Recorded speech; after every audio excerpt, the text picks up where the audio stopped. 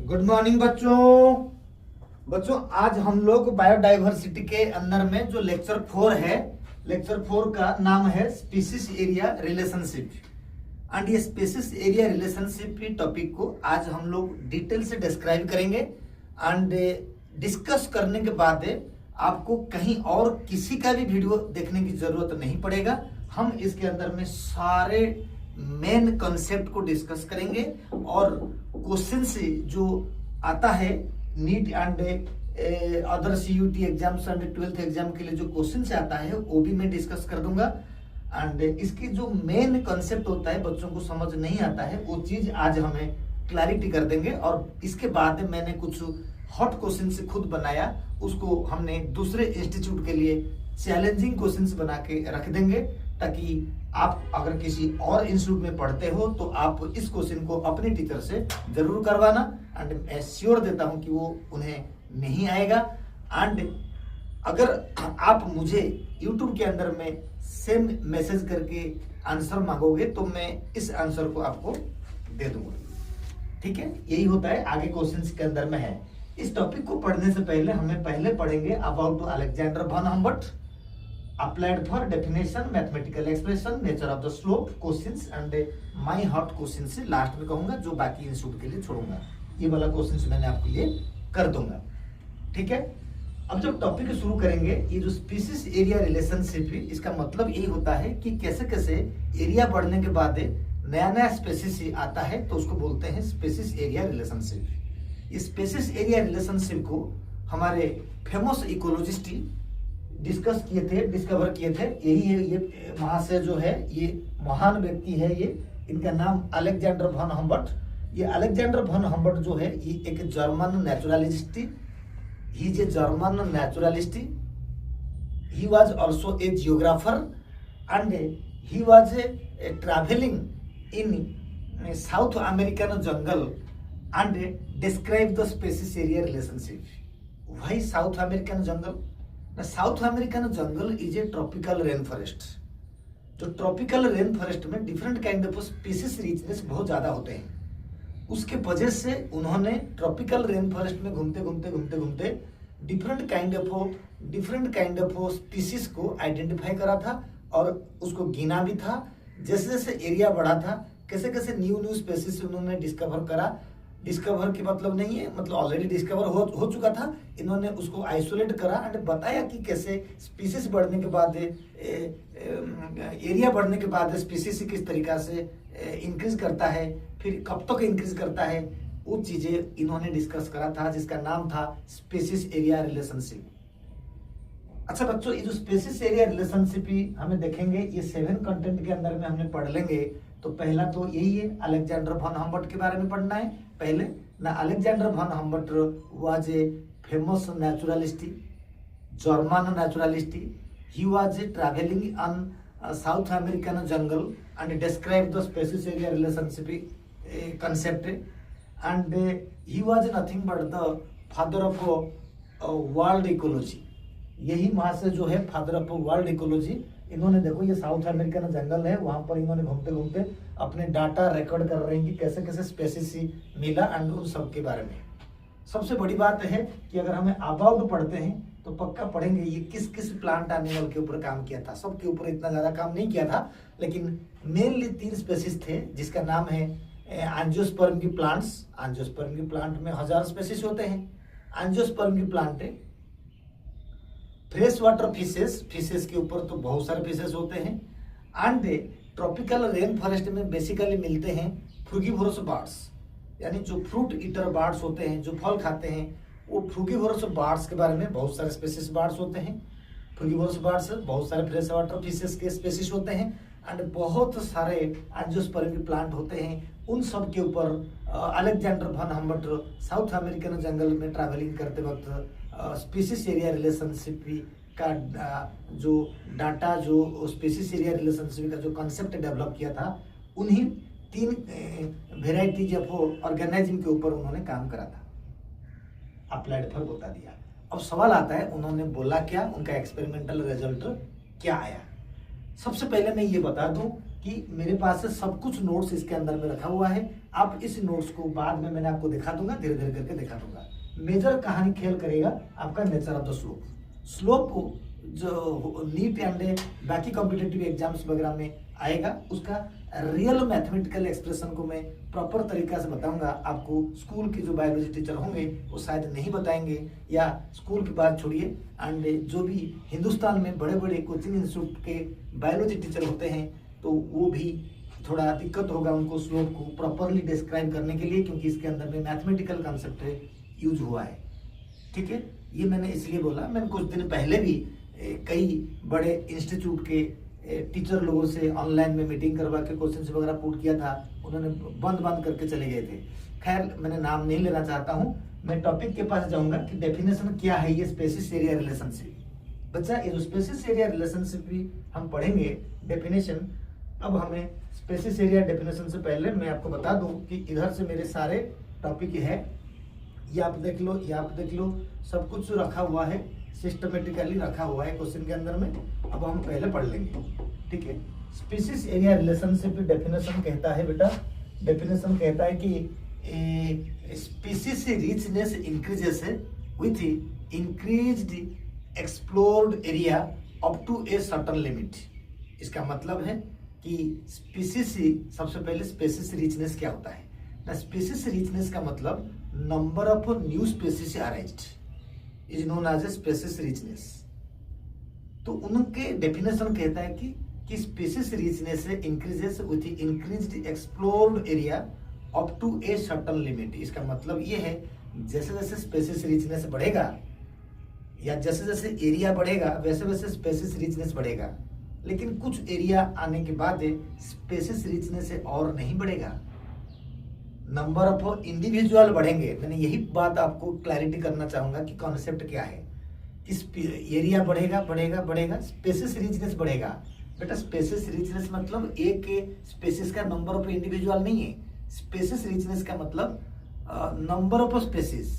अगर सारे human being एक स्पेसिस, सारे डॉग का अगर एक वेराइटी अगर कहेंगे, मान लीजिए मैं कहूँगा सारे एलिफेंट, एलिफोस इंडिका, वो सारे एक स्पेसिस, यानी इस तरीका से नंबर ऑफ एलिफेंट की बात नहीं हो रही है। एलिफेंट एक स्पेसिस में आएगा, टाइगर पैंथेरा टिग्रिस एक स्पेसिस में आएगा, पैंथेरा लियो एक स्पेसिस में आएगा, इस तरीका से। तो स्पेसिस रिचनेस अगर क्या होता है, number of new species arise. तो नंबर ऑफ न्यू स्पेसिस कैसे अराइज करेगा ना, जब एरिया बढ़ेगा, यानी एरिया बढ़ेगा तो न्यू स्पेसिस आएंगे, फिर बढ़ेगा फिर आएंगे, फिर बढ़ेगा फिर आएंगे। कुछ समय के बाद जब एरिया बहुत बड़ा हो जाएगा तो सेम स्पेसिस ही, सेम इंडिविजुअल रिपीट होंगे, मगर इंडिविजुअल बढ़ते जाएंगे। इंडिविजुअल, नया इंडिविजुअल देखने को मिलेगा जब एरिया बढ़ेगा, लेकिन कुछ समय के बाद नया स्पेसिस नहीं मिलेंगे, क्योंकि बायोडाइवर्सिटी जो होता है वो लिमिटेड टाइम में, यानी कि फिक्स्ड होता है। मैंने फिक्स्ड पूरा बात नहीं कर रहा हूँ, सुनो। बायोडाइवर्सिटी फिक्स्ड होता है इन ए पर्टिकुलर टाइम पीरियड। मैंने टाइम पीरियड नाम दे दिया, क्योंकि हमारा जो हिंदू माइथोलॉजी जो कहता है, ओम शांति वाले कहते हैं कि बायोडाइवर्सिटी पहले जो था अभी वही है, सब कुछ हिंदू माइथोलॉजी से बना हुआ है। ऐसा गलत है, गलत है। साइंस ऐसा नहीं मानता है। बायोडाइवर्सिटी पहले जितना था अब बढ़ता है, कभी कुछ एवोल्यूशनरी डिलीट हो जाएंगे, कुछ नया आएंगे। तो ये एक साइमल्टेनियस प्रोसेस है, ग्रेजुअल प्रोसेस होगा। इसके बारे में मैं नहीं बताना चाहता हूँ। मैं ये बताना चाहता हूँ कि जो नया स्पेसिस आएगा एक पर्टिकुलर टाइम पीरियड के बाद नया स्पेसिस जो नहीं आएगा, सिर्फ इंडिविजुअल रिपीट होंगे। मैंने यही बात करना चाहूँगा। इसको जब मैं डेफिनेशन दिया था, डेफिनेशन क्या था? डेफिनेशन था कि जब स्पेसिस बढ़ेगा, यहाँ पर डेफिनेशन मेरा रखा हुआ है, आप इधर से देख सकते हो। Species richness increases with increased explored area, with increased explored area. सब नोट यही है, इस नोट के अंदर में आप लिख सकते हो। अब मैं समझा रहा हूँ। Species richness increases with increased explored area up to a certain limit. इसका मतलब मैं आपको छोटी सी एग्जांपल देकर बताता हूँ। सपोज ये होता है मेरी, ये होता है, क्या होता है इस एरिया में, सपोज हमारे पास 100 स्पेसिस मिला, 100 स्पेसिस मिला। ध्यान दो, जब एरिया और बढ़ेगा, देखो एरिया बढ़ गया, यहाँ पर सपोज मिला 500 स्पेसिस मिला, तो एरिया और बढ़ा, तो हमने और बढ़ा दिया एरिया को। इसके पास से सपोज ये मिल गया 1000 स्पेसिस मिल गया, 1000 ऑफ स्पेसिस, यानी 1000 इंडिविजुअल नहीं है, नंबर ऑफ स्पेसिस बढ़ा। तो उन्होंने और जब बढ़ा ऐसे देखा कि उन्होंने ये नोटिस करा तो यही सब स्पेसिस से रिपीट हो रहे हैं। यानी अगर उन्होंने सपोज एक एग्जांपल देगा, टाइगर, एलिफेंट है, ह्यूमन बीइंग और कुछ एंजियोस्पर्म प्लांट है, तो जब एरिया बढ़ा तो वही स्पेसिस देखने को मिला दोबारा। यानी नंबर ऑफ इंडिविजुअल इंक्रीजेस है, number of individuals are appeared but new species are not appeared when maximum area was considered. Maximum area was considered and he noticed that here also 1000 species. मतलब अब number of spaces नहीं बढ़ा लेकिन individual बढ़ते जाएंगे। आप इस बात को नोटिस करो, समझा करो, नंबर ऑफ स्पेसिस नहीं बढ़ेंगे क्योंकि एट ए टाइम बायोडाइवर्सिटी, एक पर्टिकुलर टाइम पे बायोडाइवर्सिटी फिक्स्ड होता है हमारे वर्ल्ड में, हमारे अर्थ में, हमारे बायोस्फीयर में। तो यही बात है जो 1000 स्पेसिस से अब देखो कांस्टेंट हो गया, यानी यहाँ तक जितना था बायोडाइवर्सिटी, यानी 1000 ऑफ स्पेसिस यहाँ पर थे, अब इतने बढ़ने के बाद अब यहाँ तक यही सब स्पेसिस जो थे इसके अंदर में, तो वही स्पेसिस इसके अंदर में रिपीट होने लग गए। जब इसी के अंदर में same species, number of individual बढ़ा मगर नया स्पेसिस देखने को नहीं मिला, तो that is why species richness is constant here. फिर एरिया अगर बढ़ेगा तो यानी स्पेसिस रिचनेस भी यहाँ पर भी वही रहेगा, स्पेसिस रिचनेस कांस्टेंट हो गया। तो यही बात को उन्होंने डेफिनेशन बोला कि when species richness increases with increasing explored area up to a certain limit, यानी बहुत कुछ एरिया होने के बाद है तो आपके जो स्पेसिस रिचनेस है कांस्टेंट हो जाएगा। समझे? इस बात को उन्होंने ग्राफ भी ड्रॉ किया, इक्वेशन भी बनाया। कैसे इक्वेशंस बनाया ना, इक्वेशन उन्होंने ये बनाया कि S is directly proportional to area to the power Z. खेल करेगा, सुनो पहले। एस होता है स्पेसिस रिचनेस, इधर से मेरा लिखा हुआ है सब कुछ, इधर से लिखा हुआ है, ठीक है, आप इसको देख लोगे, लेकिन मैं जब लिख के करूंगा तो आपको समझ आएगा। तो स्पेसिस रिचनेस होता है, ए होता है एरिया एक्सप्लोर्ड, जेड होता है स्लोप ऑफ द लाइन और रिग्रेशन कोएफिशिएंट। नेक्स्ट पेज में लिखा हुआ है। तो अगर मैंने यही बात को एस को इक्वल कर दूंगा तो सी ए पावर जेड हो जाएगा। तो ये जो सी ए पावर जेड हो जाएगा, तो यही होता है हमारा इक्वेशन उन्होंने दिया। कैसे जस्टिफाई करेगा इक्वेशन ना, जस्टिफाई क्या करता है, S species richness, A area, Z होता है slope of the line. What is C? C is main concept है। आपको बायोलॉजी टीचर जो होंगे थोड़ा वो तो उल्टा सीधा कर देंगे, आप ध्यान देकर सुनो। सी क्या होता है ना, C is the main part में कहता हूं सी इज द कांस्टेंट, यानी स्पीसीज का कांस्टेंट वैल्यू को सी रिप्रेजेंट करता है। सी रिप्रेजेंट करता है कांस्टेंट वैल्यू में। आई रिपीट अगेन, सी क्या कहता है ना, C represent the, C is the point where slope of the curve crosses the vertical y axis। पहला पॉइंट बोला, दोबारा मैं रिपीट करता हूं, C is the point where vertical y axis cross the line, यानी C is the point where slope of the line crosses the vertical y axis, यानी C is the point on y axis where straight line is crossed। दिखाऊंगा diagram. दूसरा C क्या है ना, C represent the constant value of C और log C आगे same है, C and log C same है। मैंने जब दूसरा ग्राफ इसी इक्वेशन को लॉग में ले लूंगा तो सी आ जाएगा, लॉग सी आ जाएगा, बताऊंगा अभी। व्हाट इज सी ना, सी एंड लॉग सी को मैंने अभी डायग्राम बता देता हूं तो आपको फिर समझ आ जाएगा। तो इसको अगर मैंने यहाँ दिखाता हूं, ये होता है सी, तो आपका सी तो बताऊंगा, जेड होता है स्लोप ऑफ द लाइन बता दिया। अगर इनको हमें लॉग स्केल में अगर छोटी सी डायग्राम इसके लिए अगर दिखा दूं, देखो यही डायग्राम, मैंने पहले डायग्राम को इधर से बताता हूं। अब डायग्राम देखो, डायग्राम क्या होता है ना, ये होता है एरिया, ये होता है एक्स एक्सिस, ये होता है स्पेसिस रिचनेस, एस होता है स्पेसिस रिचनेस, ए होता है एरिया। अब मैं करूंगा स्लोप। स्लोप का मतलब देखो, मैं कभी स्लोप कभी जीरो से ओरिजिनेट नहीं होगा, जीरो से ओरिजिनेट नहीं होगा बेटा। ये कहां से स्लोप हो रहा है ना, देखो ऐसे जा रहा है,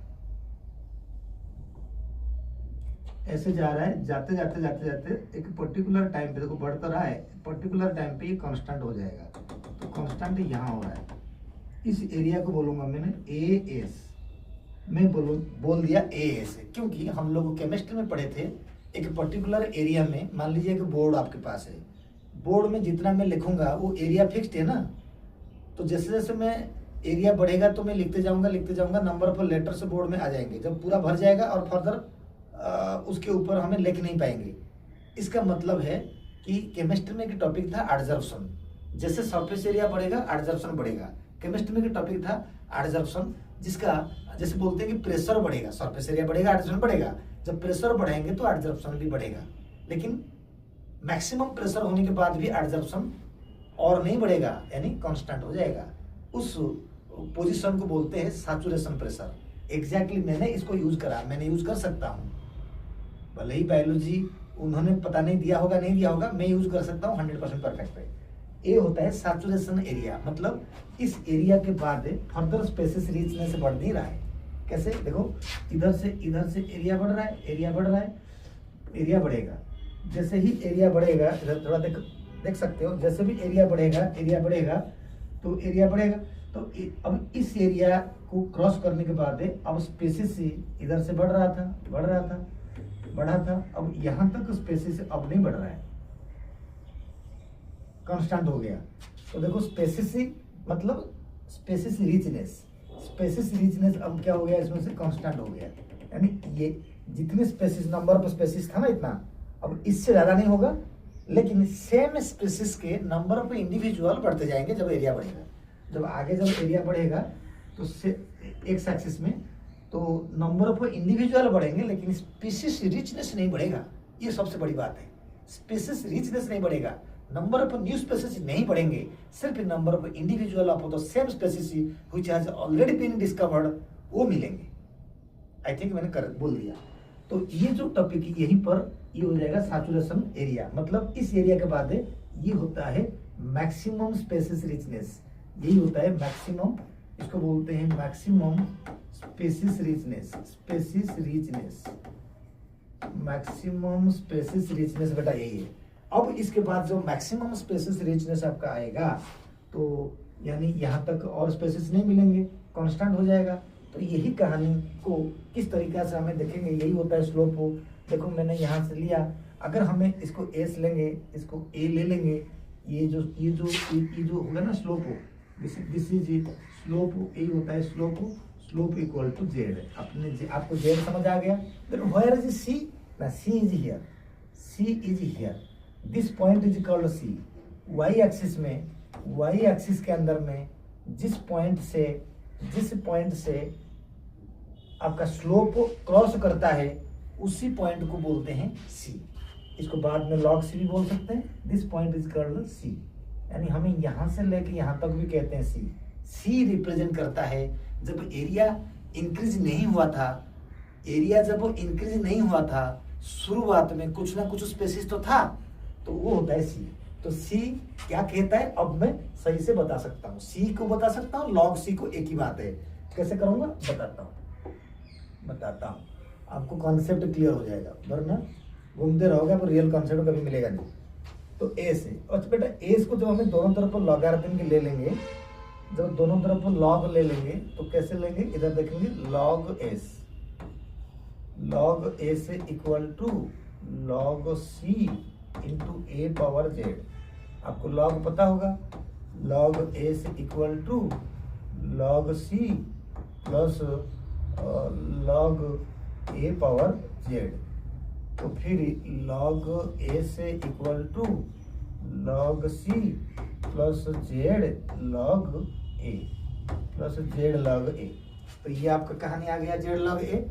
अब यही इक्वेशन डायरेक्टली 12th के बायोलॉजी बुक में दिया होगा, बाकी लोगों के पास है। तो ये जो डाटा होता है ये लॉग स्केल, तो इसको हमें बायोलॉजी में क्या कहते हैं ना, on log scale slope becomes a straight line. On log scale slope becomes straight line. अगर मैंने जो ग्राफ को दोबारा आपके साथ अगर शेयर करूंगा, मैंने दोनों प्रकार का ग्राफ था, इधर देख सकते हो तुम लोग ने, मैंने दोनों बनाया। यही ग्राफ को अगर मैंने बताऊं, दूसरे कलर में स्लोप लिखा हूं, रेड कलर में ले रहा हूं, तो यहीं से स्टार्ट करेंगे, स्लोप जाएगा straight line, straight line, straight line, straight line, straight line. तो ये जो स्लोप स्ट्रेट लाइन जा रहा है, ये स्लोप रिप्रेजेंट करता है किसको? ये स्लोप रिप्रेजेंट करता है लॉग ए से, लॉग ए से इक्वल टू लॉग ए से equal to log C plus Z log A. अब देखो जरा, अगर मैंने ये जो ग्राफ को अलग से अगर मैंने बताना चाहूंगा तुम्हारे लिए, देखो मैं अगर अलग से बताना चाहूंगा, सी हियर, मैंने अभी ग्राफ ले लिया, ये लिया ग्राफ, ये हो जाएगा एक्स एक्सिस, ये हो जाएगा वाई एक्सिस। अच्छा, तो पहले ग्राफ कैसे था ना? पहले जो ग्राफ था ये था, देखो ये था पहले ग्राफ से, अब ये हो जाएगा, अगर चलो ठीक है कोई बात नहीं, ये था, ये होता है सैचुरेशन एरिया। अब जो स्लोप आएगा, मान लीजिए स्लोप इधर से जा रहा है, स्ट्रेट लाइन होके स्लोप जा रहा है, तो ये स्लोप को हम क्या बोलेंगे? स्लोप को बोलेंगे, जैसे मैंने बोल दिया ना, इसको क्या बोलेंगे ना, log A equal to log C plus Z log A.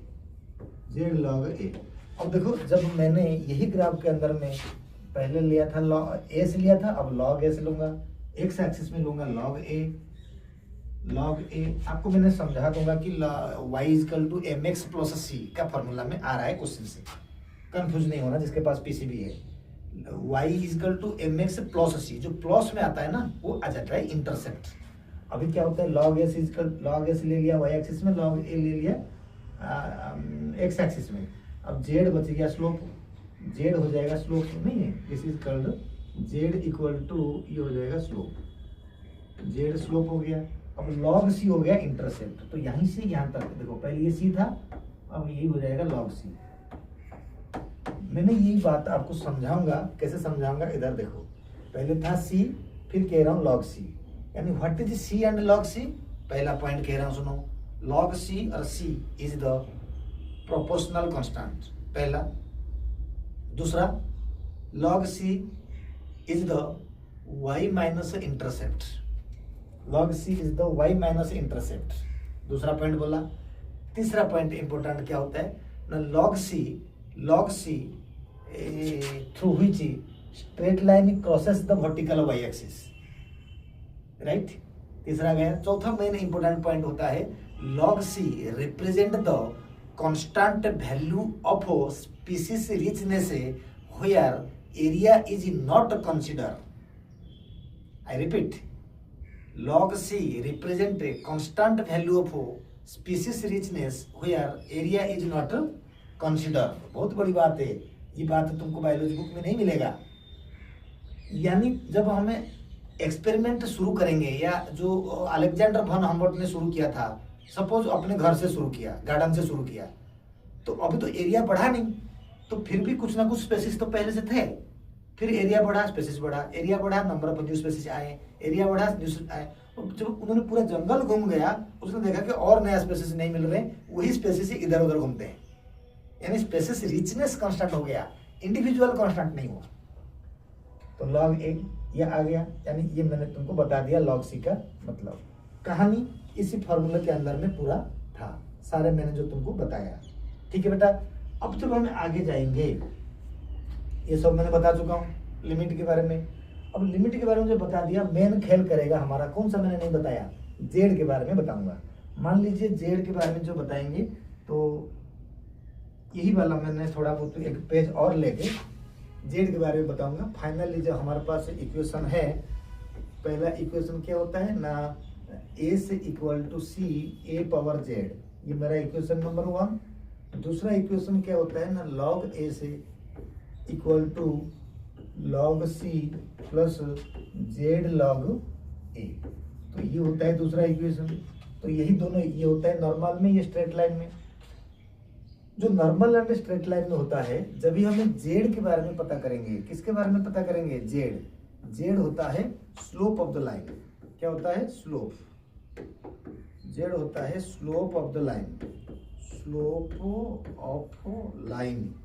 Okay, तो स्लोप ऑफ द लाइन कैसे होता है, बड़ा चीज देखो, ये बताएगा कोई नहीं आपको। जेड कैसे होता है ना, जेड का वैल्यू, सपोज जेड जब वो 0 हो जाएगा, बेटा जेड जब वो 0 हो जाएगा, अब देखो पहले वाला फॉर्मूला में, तो क्या हो जाएगा, ए से equal to C A power 0, it is imply that A is equal to C.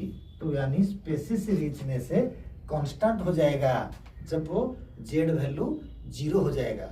And ये जेड वैल्यू 0 कब होता है ना, जब एरिया जब बहुत ज्यादा होता है, तब कंडीशन पे स्पेसिस रीचने से कांस्टेंट हो जाता है। यानी जब मैक्सिमम एरिया होगा तब वो स्लोप का वैल्यू 0 होगा। बड़ी अच्छी बात है। फिर ये जेड का वैल्यू और क्या हो सकता है ना, इसका जेड का वैल्यू क्या हो जाएगा, अगर ये 0.1 से लेकर 0.2 होगा तो क्या हो जाएगा ना, जो स्लोप होगा, ये अभी स्लोप कांस्टेंट हो गया था ना, slope equal two rectangular hyperbola. मैंने ये बता दिया, आगे भी बनाया हुआ है, लिखा हुआ है, रेक्टेंगुलर हाइपरबोला।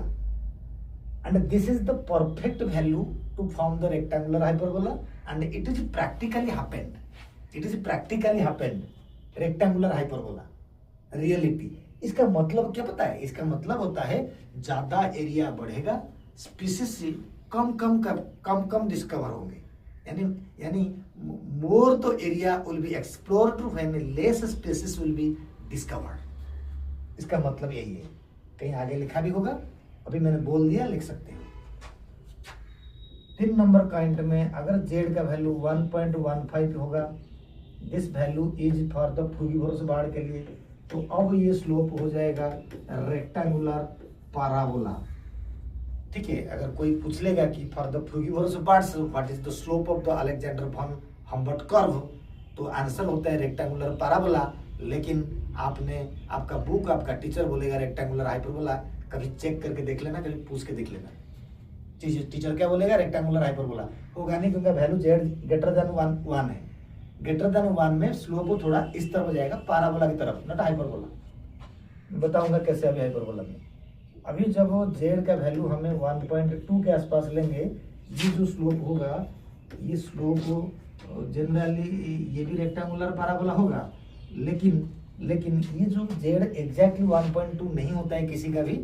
अगर कॉन्टिनेंट के हिसाब से हम देखेंगे बड़े बड़े एरिया में, तो वहां पर 0.6 से लेके 1.2 उनका एवरेज वैल्यू अगर देखा जाए तो 0.9, यानी 1 से कम हो रहा है, तो वो रेक्टेंगुलर हाइपरबोला में आएगा 1 से कम होने से।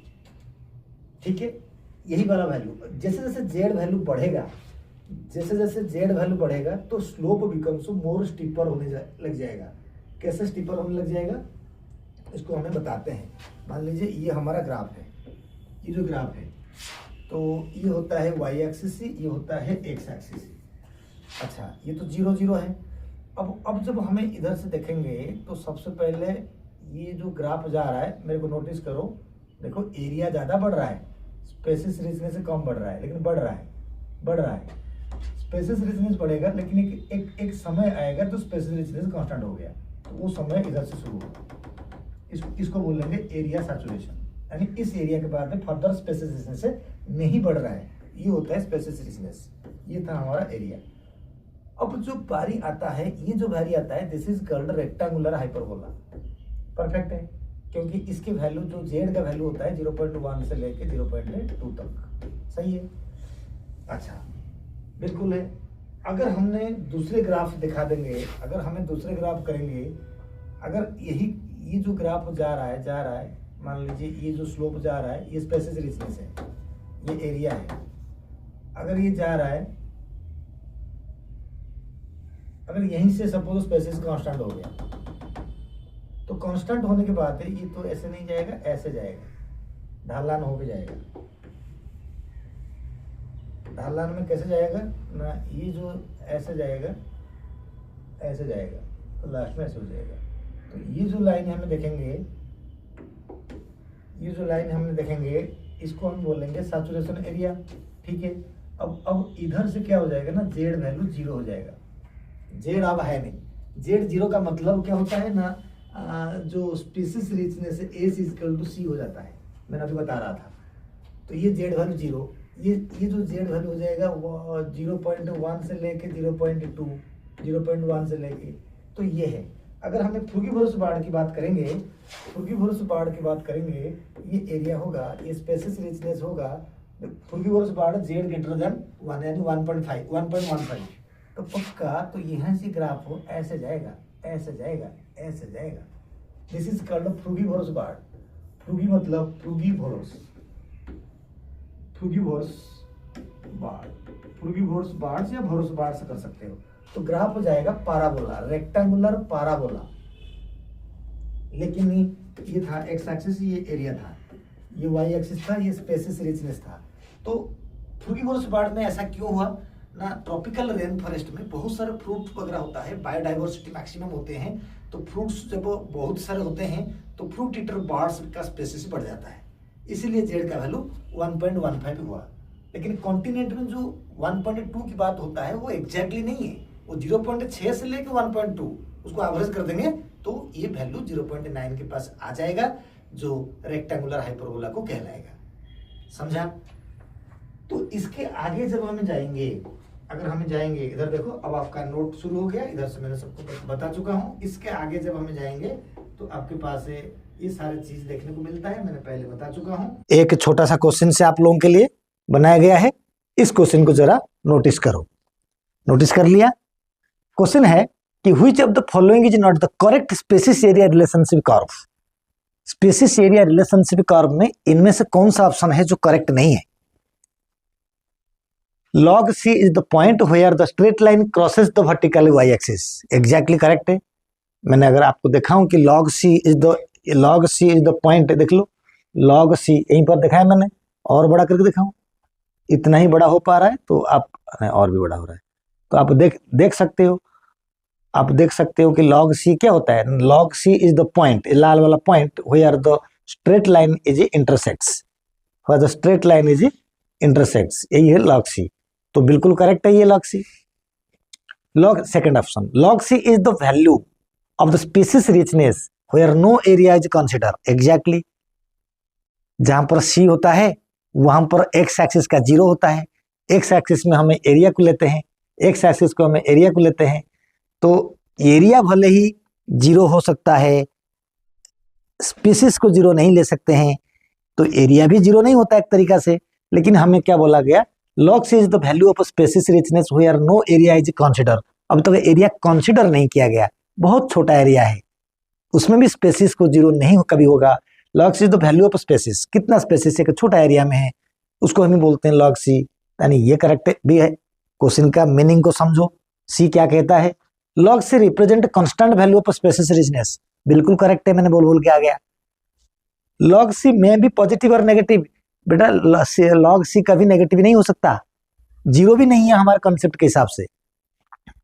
अगर 0 होता तो log c आता ही नहीं है, y इक्वल टू mx से फॉर्मूला हो जाता, तो ये y equal to mx plus c आ रहा है, तो यानी यहाँ पर log c जो है में भी पॉजिटिव एंड में भी नेगेटिव, यही ऑप्शन गलत है। तो क्वेश्चन के हिसाब से ये ऑप्शन जो है हमारा करेक्ट है, डी आंसर करेक्ट है।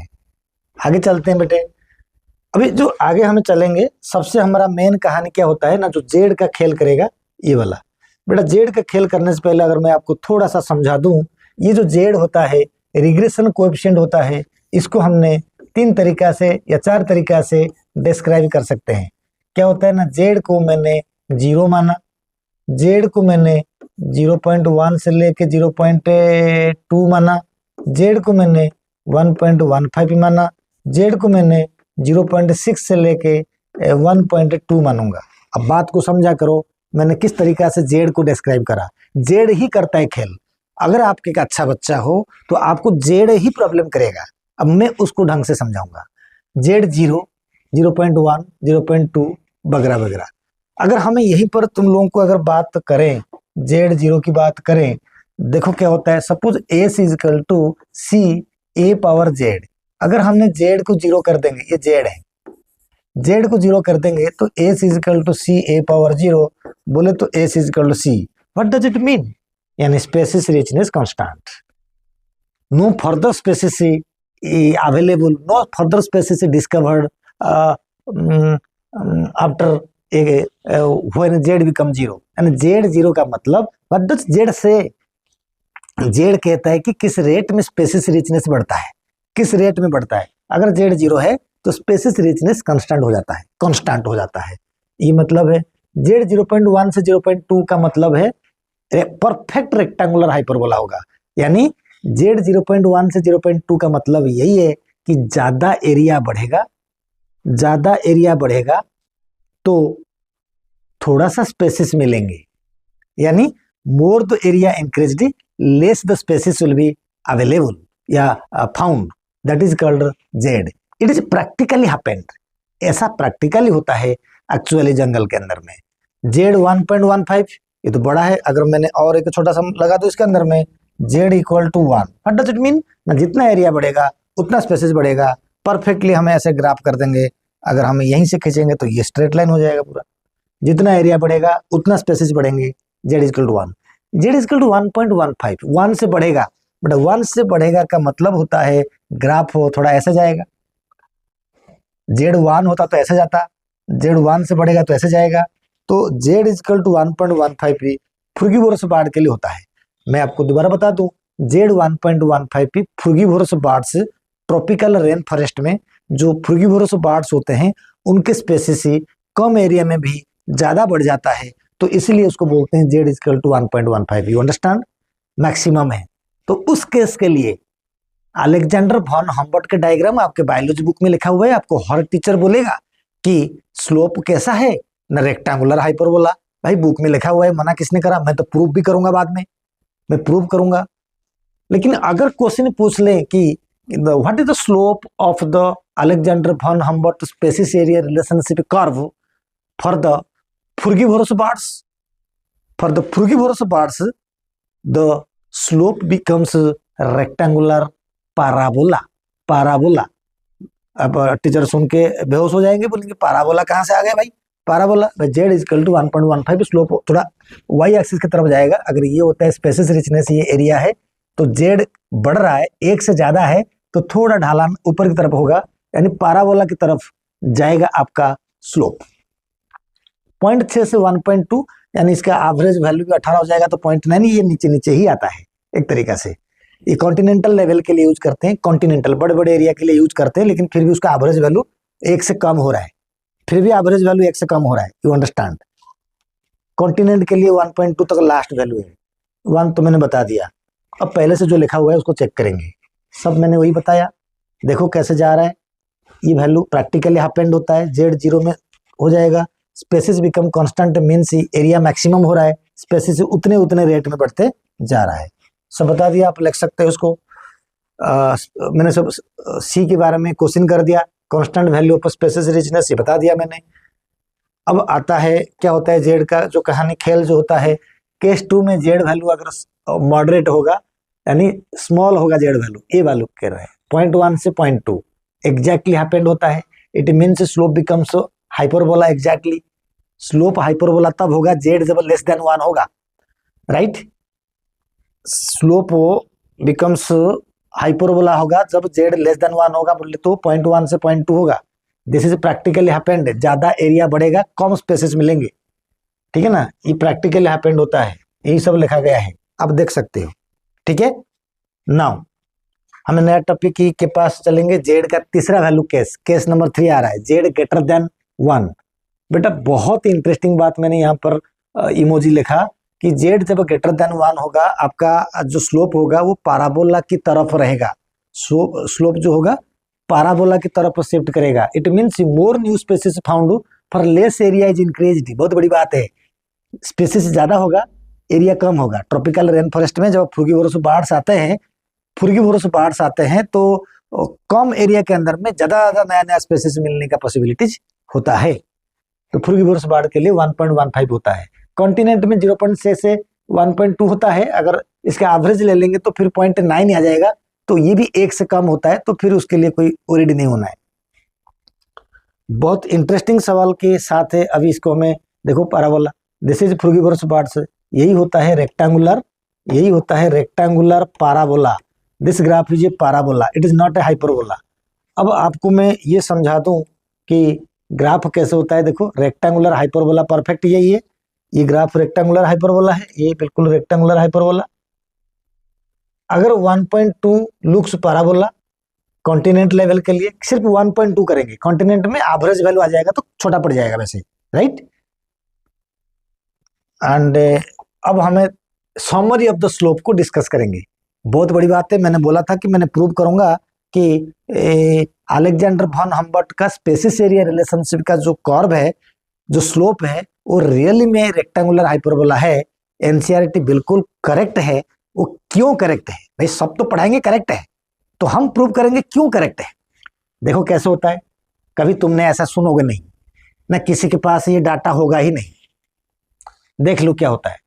समरी ऑफ द स्लोप, मैंने लिखा स्पेसिस रिचनेस, मैंने लिखा area, this is saturation area, मैंने दिया, परफेक्टली दिया। मैं आपको बता देता हूं कि सरफेस केमिस्ट्री में एक चैप्टर है, एरिया बढ़ेगा तो एडजॉर्प्शन बढ़ेंगे, कुछ टाइम के बाद एरिया बढ़ेगा लेकिन एडजॉर्प्शन कांस्टेंट हो जाएगा।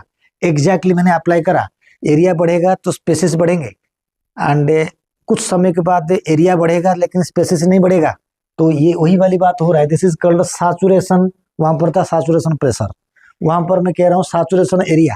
व्हाट इज मीनिंग, ना एरिया बढ़ेगा, फर्दर स्पेसिस रिचनेस कांस्टेंट हो जाएगा। चलो शुरुआत में बिगिनिंग में जेड का वैल्यू बड़ा होता है, Z greater than 1, steeper slope, you understand. देखो ना कैसे पाराबोला पाराबोला जा रहा है। अब एग्जैक्टली मीनिंग जो होता है यहाँ पर होता है, एग्जैक्टली मीनिंग जो होता है यहाँ पर होता है, ये कैसे होता है ना, जेड का वैल्यू मॉडरेट होता है, that is Z is equal to 0.1 to 0.6 होता है, 0.1 to 0.6 होता है, 0.1 से लेके 0.2 0.3 4 ले सकते हैं, लेकिन 0.1 से 6 मैक्सिमम होता है। प्रैक्टिकल वैल्यू 0.1 से 0.2 तक हमें लेते हैं, ये practically happened. This is rectangular hyperbola. जैसे ही जेड 0 हो जाएगा, मैंने दिखाया था, तो जेड 0 हो जाने से स्लोप कांस्टेंट हो जाएगा, क्योंकि यहीं पर कॉन्सेप्ट था ना, S is equal to C A power 0, यानी एस इज इक्वल टू हो जाएगा सी, यानी जेड 0 का मतलब होता है तो S is equal to C, यानी स्पेसिस रिचनेस बिकम्स कांस्टेंट, यानी new species are discovered in a constant rate, इसका मतलब यही है। अच्छा, ये तीनों ग्राफ को देखा, एक इधर एक इधर एक इधर, ये तीनों को समरी कर देंगे, मैंने लिखा समराइज कर देंगे। कैसे कर देंगे ना, देखो जेड को मैंने समराइज करा, एंड पहले कितना था, ग्रेटर देन 1, मान लीजिए मैंने 1.2 लिया, 1.2 लिया, फिर 0.6 किसका, इसका मैक्सिमम वैल्यू को लिया, फिर ये तो 0 है तो 3 में डिवाइड कर दिया, कितना आ गया 0.6, 0.6 मतलब रेक्टेंगुलर हाइपरबोला, 1 से कम तो रेक्टेंगुलर हाइपरबोला। मैंने लोअर वैल्यू को ले रहा हूँ, देखो Z is equal to 1.2 plus 0.2 plus 0/3 is equal to 0.4, this is also less than 1, that is called rectangular hyperbola. तो यानी मैंने यहीं पर जो रेक्टेंगुलर हाइपरबोला करा जो एनसीईआरटी में, यानी सारे स्पेसिस के लिए 0.4 से लेके 0.6 तक ही होगा। दिस इज रेक्टेंगुलर हाइपरबोला की कहानी। So overall value of Z is equal to 0.4 to 0.6 perfectly satisfied as the rectangular hyperbola. आप कभी कभी जेड 0, कभी जेड लेस देन 1, कभी जेड ग्रेटर देन 1, इन सबको जब हमें समराइज एवरेज ले लेंगे तो average slope is a rectangular hyperbola, यानी एनसीईआरटी करेक्ट है। अलेक्जेंडर वॉन हम्बर्ट का जो कहानी था वो भी करेक्ट है। It is a rectangular hyperbola for all kind of species, for all environment को एवरेज करने के बाद, एवरेज में यही बात को जब खत्म करेंगे, अभी छोटे छोटे क्वेश्चंस मैंने बनाया 5, मैंने बनाया, ओके। ये क्वेश्चंस देखेंगे, which value of the slope in Alexander von Humboldt curve correspond to the maximum area, correspond to the maximum area. तो इन मैक्सिमम एरिया के लिए देखो बेटा, मैक्सिमम एरिया में कब होता है, मतलब which value of slope in Alexander von Humboldt curve correspond to maximum area. बेटा मैक्सिमम, अगर आप ग्राफ को देखोगे थोड़ी बहुत तो अगर मैंने यहीं से दिखाऊंगा ग्राफ को देखोगे तो यहाँ से जाएगा फिर ये जाएगा, तो एरिया तो बहुत बढ़ेगा, तो जेड का वैल्यू तब तक 0 हो जाएगा। सैचुरेशन एरिया के बाद जेड 0 हो जाएगा। जेड 0 का मतलब एरिया और बढ़ चुका है, यानी स्पेसिस अब बढ़ नहीं रहा है, तो यानी हमें आंसर रखेंगे जेड इक्वल टू 0। मैंने अभी इसको आंसर रखा बी, आंसर करेक्ट मेरे लिए। Question number 2, according to Alexander van Humboldt less new species found, थोड़ा सा स्पेसिस मिलता है, एरिया ज्यादा है। This is practically happened. तो प्रैक्टिकली जब हैपेंड होता है जेड का वैल्यू लेस देन 1 होना ही चाहिए, तो 0.1 से 0.2 is the correct answer. You understand. Next अगर हम देखेंगे 3 number question, which value of slope is practically happened in Alexander van Humboldt curve. Of course मैंने बार बार बोल चुका हूँ, ए आंसर इज करेक्ट। 0.1 से 0.2, 1.2 होगा नहीं, ग्रेटर देन 1 होगा नहीं, जेड 0 होगा नहीं। लास्ट एक क्वेश्चन सी और 2 क्वेश्चन 4 नंबर क्वेश्चन में देखेंगे। बेटा 4 नंबर क्वेश्चन से इंटरेस्टिंग है, मोर न्यू स्पेसिस फाउंड पर लेस एरिया इंक्रीज्ड, एरिया कम इंक्रीज होगा, स्पेसिस ज्यादा मिलेंगे। ये ट्रॉपिकल रेन फॉरेस्ट में होता है एंड फ्यूगिवरस बाढ़ के लिए एप्लीकेबल है। तो कहाँ देखेंगे, कैसे ना, slope will be rectangular parabola, exactly correct. ज्यादा स्पेसिस मिल रहे हैं तो ग्राफ स्लोप थोड़ा ढलान ऊपर की तरफ रहेगा। स्लोप इज प्रैक्टिकली हैपेंड, ये प्रैक्टिकली हैपेंड नहीं है, ये सिर्फ उसी एरिया के लिए है। प्रैक्टिकली 0.1 से 0.2। Slope will be rectangular hyperbola, नहीं हाइपरबोला नहीं है। Slope is rarely happened, exactly, यानी आंसर में बेटा 2 आंसर करेक्ट इसमें से ए होगा एंड डी होगा, तो 2 आंसर करेक्ट मैंने रखा था। अब हमने लास्ट क्वेश्चन को देखेंगे। 5 नंबर क्वेश्चन के अंदर में क्या है ना, according to Alexander van Humboldt species area relationship curve more steeper slope seen at which stage. Steeper मतलब स्ट्रेट लाइन, मोर स्टिपर यानी स्पीसीज ज्यादा मिलते हैं, तो शुरुआत में ही होगा, शुरुआत में होगा, बाद में धीरे धीरे कम होता है, तो ऐसे स्ट्रेट हो जाता है। तो यानी बिगिनिंग के टाइम पे मैक्सिमम स्ट्रेट लाइन होता है कर्व। इस तरीका से मैंने जो छोटे छोटे क्वेश्चन था मैंने बनाया था, जेड को लेके आपका कॉन्सेप्ट मैंने क्लियर करा। अब मैंने क्वेश्चन से आ गया, अब ये क्वेश्चन से माई हॉट क्वेश्चन से आ गया बच्चों। माई हॉट क्वेश्चन से तुम लोगों के लिए है, it is my challenge to all institute of India, it's my challenge to all institute of India, I am sure that कि no one can solve this question is here. अगर किसी बच्चा मेरा स्टूडेंट नहीं है, वो इसको सॉल्व करके आंसर पाना चाहता है, मुझे यूट्यूब में रिक्वेस्ट डालने पे मैं ये आंसर सॉल्व करके आपको दूंगा। मेरे पास सॉल्व हुआ है ऑलरेडी, मैंने पेस्ट कर दूंगा या आपके नंबर पे भेज दूंगा, या वही यूट्यूब में ही फॉरवर्ड कर दूंगा, मैसेज में डाल दूंगा। तो अगर हिम्मत है, आप किसी भी इंस्टीट्यूट के टीचर को इस क्वेश्चन को दिखाओ, वो कर नहीं पाएंगे, ये मेरी गारंटी है। ठीक है, आप इस क्वेश्चन को पढ़ो, क्वेश्चन को लिखो, मैंने दिखा रहा हूं। आप ये क्वेश्चन है, ये क्वेश्चन सी इस तरीका से हुआ है।